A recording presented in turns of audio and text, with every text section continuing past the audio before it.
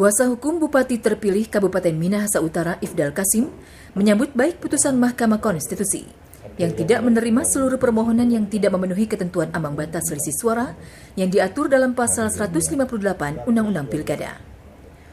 Mantan Ketua Komnas HAM ini menilai MK telah bersikap konsisten dengan menerapkan pasal 158 meski di luaran sempat terjadi polemik terkait implementasi pasal yang mengatur ambang batas selisih suara yang dapat dimohonkan ke Mahkamah Konstitusi.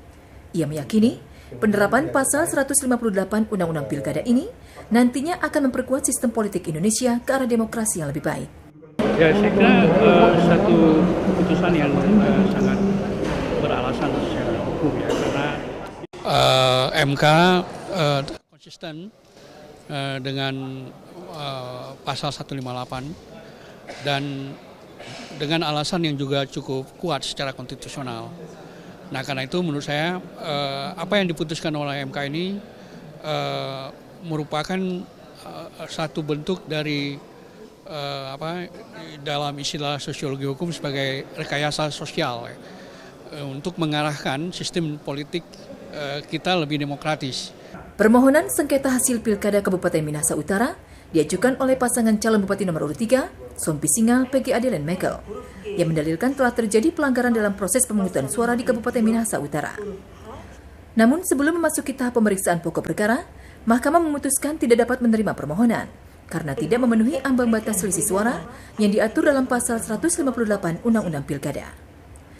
Jumlah penduduk Kabupaten Minahasa Utara adalah 215.354 jiwa. Persentase perbedaan perolehan suara antara pemohon dan pasangan calon peraih suara terbanyak untuk dapat diajukan permohonan perselisihan hasil pemilihan ke Mahkamah adalah paling banyak 2%.